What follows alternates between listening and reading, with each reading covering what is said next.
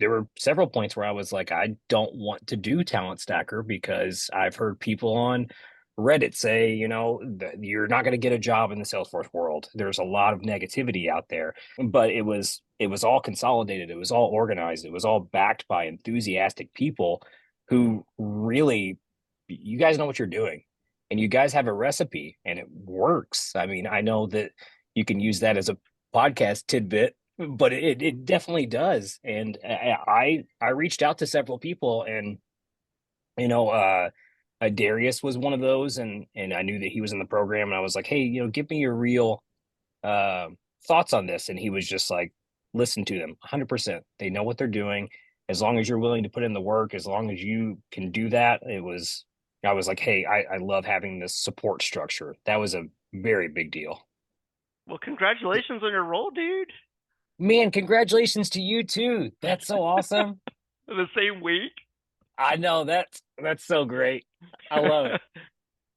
How did you decide that a Salesforce career was even something that you wanted to do? There's so many career paths, right? There's so many different things we can do. You could stick with what you're doing now. You can move on to a new thing. So, what was it about Salesforce specifically that interested you that made you say, okay, I'm going to completely pivot what I'm doing with my career and do this? As I started just kind of seeking out on my own, I found out about Salesforce, and I was like, wow, this is what's the number one CRM in the world. It's huge. It has all these capabilities, and um, I was very nervous about it because it's huge, and it's like, hey, I don't come from a traditionally technical background. So I was very nervous about kind of stepping into that world. But I will say, listening to the Salesforce for Everyone podcast, all of that, is hearing all of the great stories about it and people coming from non-traditional backgrounds. And that was just that moment where I was like, man, I really want to be a part of this. And I come from the punk rock world that is very music and playing music and going all over the place and connecting with people and forming those relationships. And I was like, I saw this so much in Talent Stacker and Salesforce for Everyone, and I was just like, I want to be a part of this world and Mm, have these lasting connections with people. That's a very important thing to me. very cool. What about from your side, Jonathan? Similar, different? I would say kind of similar. But yeah, like Bradley, I came from a graphic design background back in the 1900s, and then I kind of got in a funk, I guess, in my career and in um, my path, I guess. And I had a talk with a friend of mine uh, about where do we go. Like we were both kind of in a funk. We were sitting in a diner, and he mentioned the Choose a Five podcast. So that's where I started from. I listened to that. I love podcasts, and at that time, I've done websites. So I do front end website design, and I was mostly just doing some front end like lead generation forms. Like here's people's names and email addresses. Let's pass that on to Salesforce and let sales and marketing do whatever they want to do. And Mhm. I'm like, okay, well, I do this part, but I was really fascinated with what happens on the back end. Like, what's the follow up? Like, let's see what these people are doing. What are they purchasing? How often are they doing these things? And that I just fell in love with, and it was all downhill from there. That's cool. I like it's so funny because you just took me back to when I was relatively early in my Salesforce career, maybe first 3 years, something like that. And I remember we would always have to contact the webmaster when we did a web delete form. And, we do a web delete form and be like, oh, we got to send this over because we don't know what the heck's going on the front end. So we're just like they're magic and they know how to make this code somehow make sense on a web page. And that's really funny. Yeah, we used to drop it off to you guys and wonder what the heck are they doing. And you were going, oh, I got them a lead form. What the heck are they doing? So that's pretty funny. Yeah, Um, exactly. Like that. That's where my magic was. I'm like, oh, I could build a form, no problem. But I'm like, I was always curious. What magic are you guys doing on the back end? Like to me, that's yeah. cool. So, well, one question that just came to me while I was hearing you guys talk, you're well versed in the I'll say in the business world, right? Like you're aware of a business's, yeah, the front end, like the graphic design and what goes on the front end of the website, but really that's kind of the back end of the company and what's happening. You're not in sales necessarily or marketing specifically. You're kind of facilitating the back end of the business and making it all happen. And so if I were watching this, I'd be going, well, these guys are kind of tech-ish, right? They were involved in some kind of business and technology. So they were probably well dispositioned for a transition, which I would tend to agree with. However, I think the question that came to me would be, all right, well, if you're so well dispositioned for this transition, why would you join a program like Talent Stacker? Like, what draws you to that construct versus what I think thousands of people would say, like just do Trailhead, just watch YouTube, just, read a blog article, what have you. There's so many free resources. Why a program like Talent Stacker? I will say organization of it is a big one. I feel like there's so much time that can be spent and I've done this in, my own personal learning journeys over time of just YouTubing and Google and Reddit and looking all over the place. And you can spend just so much time just doing the research for yourself and it just not amounting to much. You're hearing everybody all over the place. You're hearing different things. Like there were several points where I was like, I don't want to do Talent Stacker because I've heard people on Reddit say, that you're not going to get a job in the Salesforce world. There's a lot of negativity out there, but it was all consolidated. It was all organized. It was all backed by enthusiastic people who really, you guys know what you're doing, and you guys have a recipe, and it works. I mean, I know that you can use that as a podcast tidbit, but it definitely does. And I reached out to several people, and you know, Darius was one of those, and I knew that he was in the program, and I was like, hey, give me your real uh, thoughts on this, and he was just like, listen to them, 100%. They know what they're doing. As long as you're willing to put in the work, as long as you can do that, I was like, hey, I love having this support structure. That was a very big deal. Yeah, I think to kind of go along with that, for me, it was structure. So I feel like you could easily get down a groundhog hole, and Trailhead, and there's so many resources for studying. Hey, $30 here, $70 there. We'll, study for this exam. It's everywhere, especially when you're searching for it, and that can be overwhelming. But also relationship building. So Trailhead's great. I love the gamification of learning, but it lacks to me a relationship building aspect of entering the Salesforce ecosystem. A And to hundred me, percent. that's where Talent Stacker pulls that together. Like I met Bradley here, and I met so many others that are now like very tight connections in my Salesforce career from here on out because of Talent Stacker.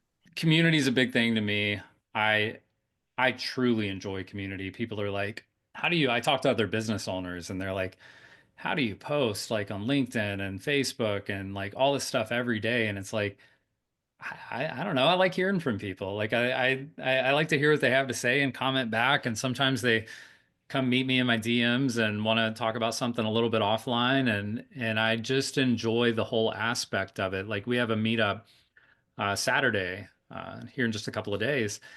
And I think some people are like, "Oh man, you got to meet up like that. That'll be a lot." And it's like, "Yeah, it's gonna be awesome. Like we're gonna get to go hang out. It's gonna be fun." So I think to me that's always been a fun part of it. And the community thing is interesting because it only pays dividends. That piece of it, the I call it like built-in networking is like my marketing word for it. It's like, you got a network. Well, you can get a built-in network.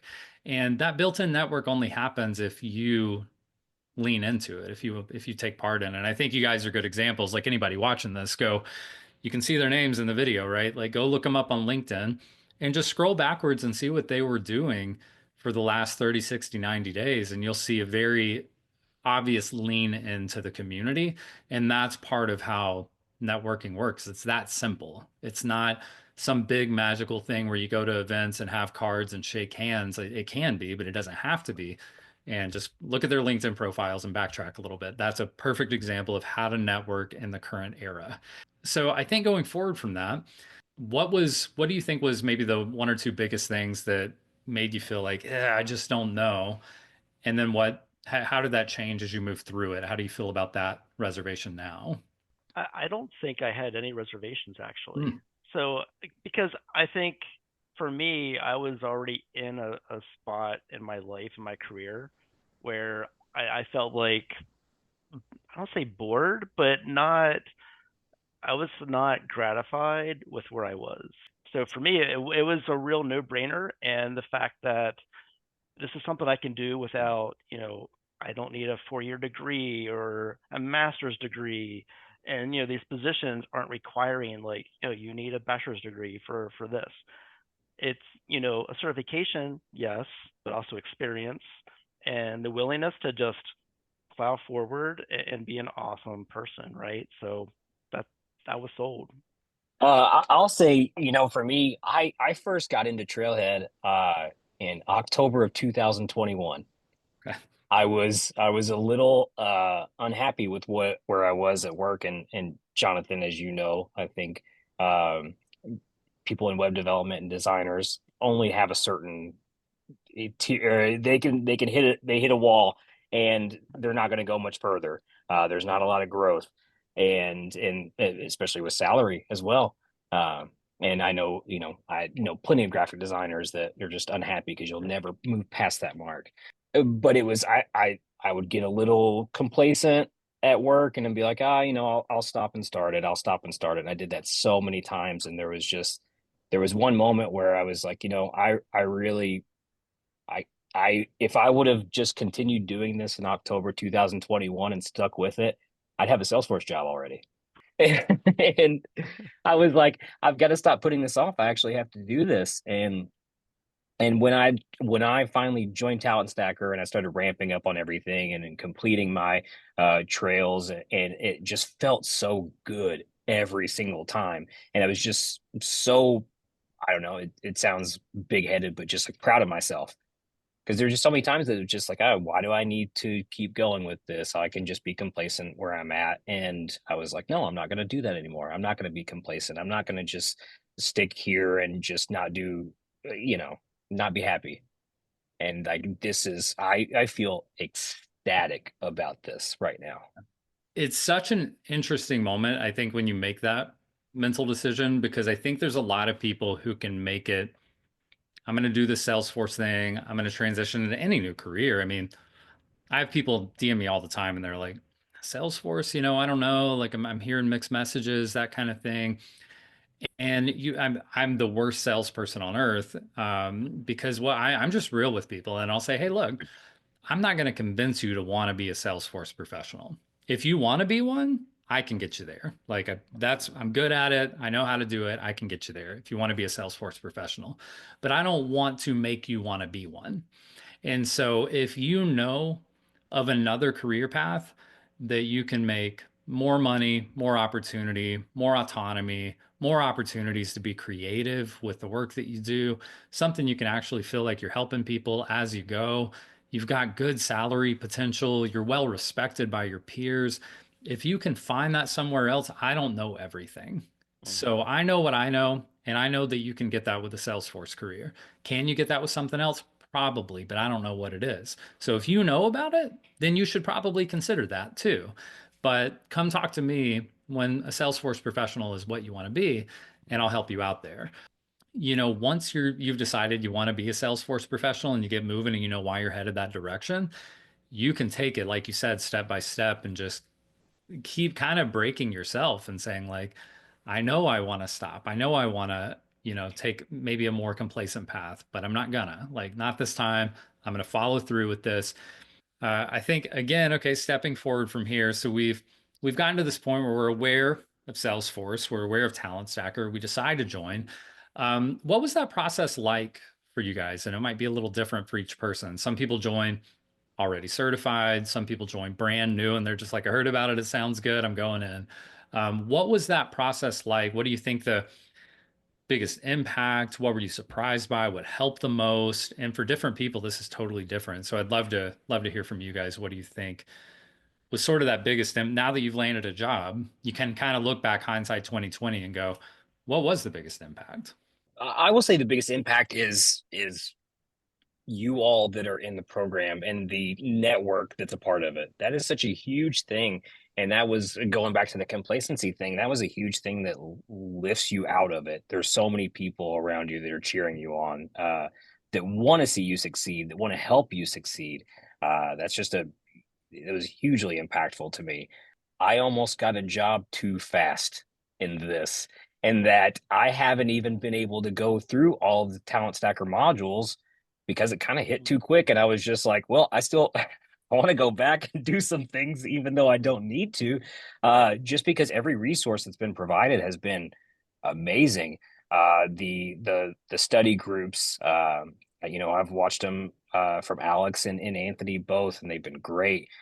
Some of the build alongs, um, that's just everything you can think of that you guys have, and even your modules, Bradley, where you've done, the 5 minute, like, hey, here's how you're going to do your LinkedIn profile. Here's how you're going to do those. Those are just crucial and have made such a big impact. Yeah, I think, one of the biggest challenges for me was when I came in, I'm like, okay, I need my certification. Yeah, trying to get a certification was still very difficult, right? There's so much studying. But then I feel like, and probably like a lot of people, okay, I got my cert. Now I'll get a job, right? That is such a slippery slope. Like, that's not how it works. And I realize that now. Back then, when I'm going through it, I didn't think about that. I was like, oh, cert equals job. It's not the case. So the most important part for me was the experience project and the many online courses and sessions that we've had with Anthony and others where, the build alongs, the experience part. We're like, okay, I got my cert, but now I'm getting real experience. I'm playing in demo orgs that I'm spinning up outside of Trailhead. I'm playing with things. I'm making things. I'm breaking stuff, but it's good, right? And to me, that was like invaluable. Hmm. Yeah, I think so many people think I've got to have paid hands-on experience at a company or it's not valuable. And I think that's when you're thinking inside of that real limited scope because it's not about your paycheck. Nobody cares about your paycheck. Like Hmm. that's between you and your bills, right? And what they really care about is your experience and your value and what you're capable of. It's showcasing the value that you bring and showing employers that experience. And I think people take it for granted sometimes. And like going back to something you mentioned, Bradley, the like the Reddit, threads or posts that you'll see sometimes, and it's like, yeah, I did the experience project, and it's really not that great. And it's like, yeah, and it won't be, and the community won't be that great, and the networking won't be that great, and the studying for the certification exams, none of it will be great if you think you just get to show up and play on your phone and everything comes together for you. And we see that in the experience projects because we're managing them, right? Like there's an assigned Hmm. there's a PM on each project, and they will nudge people who are taking a back seat. And so you guys probably didn't have that experience because you probably never took a back seat, right? But if people will take back seats on those projects, you'll get four people assigned to a project. And then you'll notice on the first meeting, one person maybe never turns on their cam. Maybe they don't show up. Hmm. Maybe they do turn on their cam and show up, but they don't talk at all. And they don't really want to get out of that shell. And that's okay. And we'll kind of try to coach them out of that shell a little bit because that experience project is, I think people don't realize how it's going to improve your confidence, number one. Number two, it's going to improve your interview skills because you're going to be able to talk about something and actually feel confident about it. Number three, it's going to improve your ability to network and talk socially on like LinkedIn about what you're up to and what you've seen and what you've done, and get more feeling like you belong inside of conversations. And then I think the other thing that it does sort of ancillarily is gives you that potential to talk about your experience, like I mentioned on your portfolios, like it gives you all these things. And so if you just show up to the experience project and you say, I need it because I need to put it on my resume or my LinkedIn profile, Mm. you're missing the big picture. And like that's a great thing to be able to check that box, but you can check five boxes at once. So just think about everything you do has a bigger picture. Studying for an admin certification, networking. Like me, I still build my professional brand today on LinkedIn, like Mhm. constantly, because I've seen it pay off at every stage of my career, even going from entry level admin to solution architect to entrepreneur to consultancy owner to talent stacker to and beyond, that professional brand is always paying off. And the bigger your reach, the more opportunities you're going to have. It's just the way it goes. So anyway, that's my rant Yeah. on. That's it's crazy. I've got friends, and you guys will know this, that we see it because we're connected with a lot of Salesforce people, and a lot of talent stackers, and everybody's had that training to really work on your LinkedIn networking, really work on your branding. Uh, and in my town, and the people I know and the people that utilize LinkedIn, they'll just use it to say I got a job. That's all it's for, or to just, and they haven't updated a picture in 6 years, and whatever else. And I have some engagement on there, but they'll joke around and be like, well, you're an influencer on there now. Uh, You're huge on there. Like I had a buddy of mine where I work now. He put in his 2 weeks as well, and we're leaving on the same day. And he was like, man, I saw your announcement for the new place you're at, and you got like 75 comments on there. He was like, it's insane. And I was like, yeah, but man, it's fun and it feels great, and it's none of it's a chore. Yeah, I thought I was like an introvert. I've always considered myself an introvert, but after doing the personality things, like, no, you're not introvert. Like, you're very people oriented. I'm like, I am. And I think for LinkedIn, being authentic, if you're being authentic, it's not hard work. I think what's hard is if you're trying to be someone or sell something that you can't authentically stand behind, that's a chore. But if you're just yourself, it should kind of come natural. I know we've been going for a while here, and I want to give you guys a chance. This is my favorite part. Do you mind telling me the actual process of this is the part where I think people, when they hear this version, it sounds easy. So I like to cover all the other parts to make sure that they know that there's work that goes into this. So this is the part where it starts to sound easy if all they see is this short take.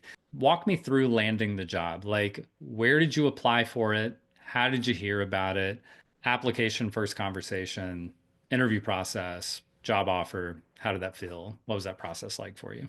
I learned about it through LinkedIn. So I believe it was a poster mentioned on Talent Stacker or Bradley, and people's like mentioned my name, like, "Hey, Jonathan," like it was on my peripherals, right? So I wasn't even actively looking. I was working on experience, and it came about, and I took advantage of that. I was like, "Oh, this does sound amazing." So I reached out to Sam at Fast Flow Motion. I submitted my information, and he reached out to me. We did the quick 30-minute, FaceTime. Then that led into a project build. So we received requirements, built that, recorded the video as a presentation to them as my client. That turned into the following technical interview.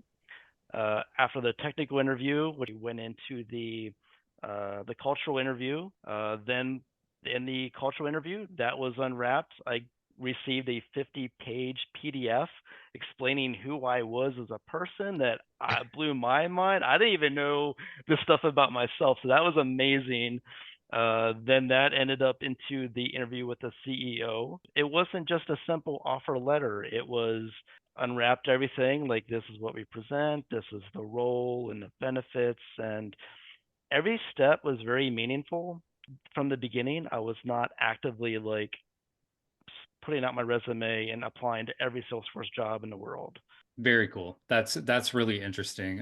So yeah, not one of those stories where you apply for 100 jobs and then this, yeah, very interesting. So really your network in some way, shape, or form ended up, and your networking got that in front of you and then made that possible. That's really interesting. All right, Bradley, what you got? How was your same thing, same exact thing for you? So I was not actively applying to anything at the moment, and it was 100% purely uh, Talent Stacker, LinkedIn network. Anna, who is amazing, and she's a mentor.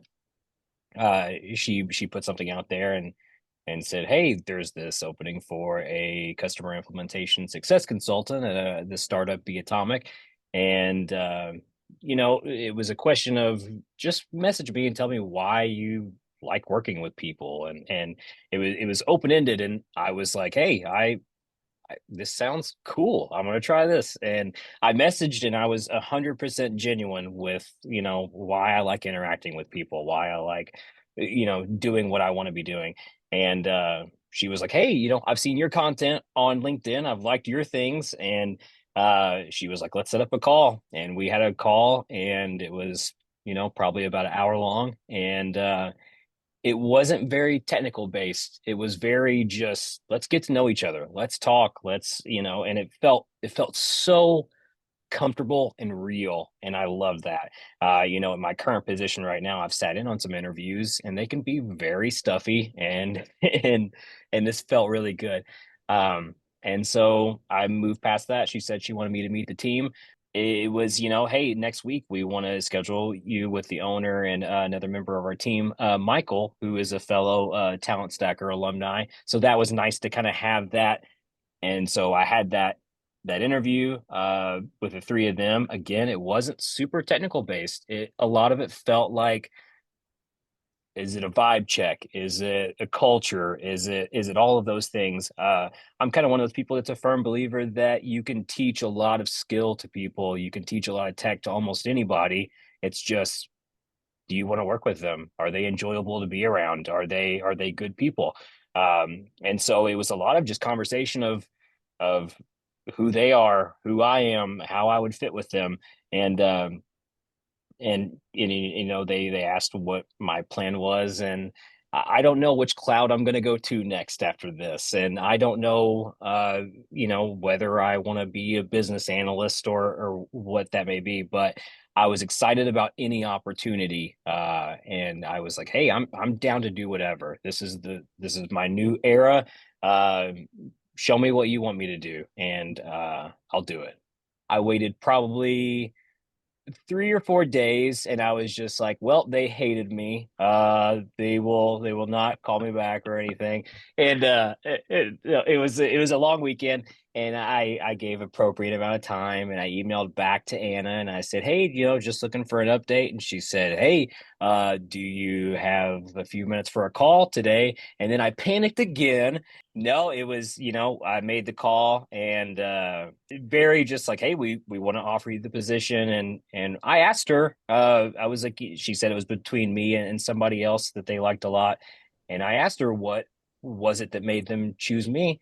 And she did say, my personality was one of those things, but at the same time too, that I was uh passionate about just kind of picking up what they with anything. I was just excited about, hey, let's try this, let's do this. They had a need for marketing cloud, and I'm not familiar with it, but I always try to feel very positive, and if it's a challenge to say, let's try it. I don't know any better. Let's do it. I like that a lot. No, it's always I like the ones where where talent stackers are interviewed by talent stackers. That's always a fun dynamic. To see that come together. That's not I think that was like a dream I pictured at one point, like years ago, was like that might happen one day. Like, wouldn't that be funny? And now it happens pretty It's regularly. happening. Just wild. And Michael asked great questions too. It Yeah. was she even asked one where Anna and the owner of the company, Seth, were kind of taken aback and be like, "Whoa, you just brought out the big guns." Yeah, that's great. Yeah. No, I like that a lot. I love these stories. I like that you guys bucked a few common pieces of advice, and these things change over time. So if you're watching this now, like take everything as a perspective, right? If you're seeing this and you're going, these guys landed jobs and that's how they did it. Take it with perspective, but highlight a couple of things there. If you guys don't mind sharing, how many certifications do you guys have? One. One. All right. So um, I want to point that out because there's a lot of advice around how many certifications you need, right? And a lot of people get on this hamster wheel of, I got my admin cert. And like Jonathan was saying earlier, that, you get your heads down, you get on that admin cert, and then you go, okay, once I get this, I'm going to be able to start applying for jobs and I'm going to be in better shape. And then you look up and it's not quite like that at all. And then a lot of times, if you're not careful, you might get on what I call the certification hamster wheel. And then you hop on that next one right away and you start going because it's very tangible and you can study and you take practice exams and you see your score and you pass and you celebrate and people go, yay. And then it still doesn't get you a job. And so just be careful with that. There's a lot of stuff floating around about you need 5, you need 6, whatever it is. You don't. After that admin certification, it becomes much more about other things because that's the benchmark where you've kind of proven I'm dedicated to this. I'm serious about this career path. It's a tough certification. Like this is not go get a HubSpot certification and then compare that to getting a Salesforce certification. No shade to HubSpot, but Salesforce certs are not they're not open book. They are proctored. They are very much you have to have that knowledge in your head. You cannot use Google, and it's a serious certification. So just keep that in mind. So the other trend I saw bucked was this importance of networking, and it really is a lot about networking. Like you notice this was not examples of I applied for hundreds and hundreds of jobs. If you're applying for hundreds and hundreds of jobs, I'm not saying it won't work. It could work, but it's like it's like walking through the mud when there was a clear trail to the left. And there's an easier way to get to the end. You don't have to go through that horrible, arduous journey. So when you see like, oh, there's 1,000 applications on this job description. I applied for 200 jobs last month and didn't even get an interview call. It doesn't have to be like that. So if you're facing those hurdles, instead of trying to beat your head through them, maybe take a step back and get some perspective from some people who have done it recently. That would be my advice. Do you guys have any last bit of advice for people who are either on this journey or thinking about getting into a Salesforce career? Would you have any advice for those people? I would stress the networking on LinkedIn, being authentic, and it's some work, but to me, it pays out dividends over blasting out resumes and applying to lots of positions, because that in itself is a lot of work. That's not guaranteed anything, but your personality and your LinkedIn branding is authentic, and to me, that would give you a lot further. Even in my case, the position I applied for, that was the first place I applied for. That's so cool. I'm so happy for you, Jonathan. I That love is that. cool. I will say, man, I've got to piggyback on the same thing. Being authentic. I feel like it is huge. That was the thing that I grappled with was there's some corniness and some cheesiness that you can find on LinkedIn. And I was like, I can't, it'll take so much out of me and it will feel like small talk and if I'm going to do this, I'm going to do it like I do my social media, my personal, like, hey, I'm open. I try to be humorous. I try to just do whatever I can to have fun. And I feel like that really pays off. And another thing I'll say is being enthusiastic, taking an enthusiastic approach to everything will pay off. People want to work around people that have that kind of drive, that it aren't just, I'm doing this because I have to do this, or people will very much know when you're doing things out of it being a chore, and just being enthusiastic about it is will take you very far, I feel. Couldn't agree more. Well, congratulations to both you guys. I appreciate you hanging out with me for a long time, a good hour here. We So thank appreciate you. This is Yes. we're in this spot because of you, Bradley. I appreciate it so much. Excellent. Well, thank you guys, and we'll see where we go from here.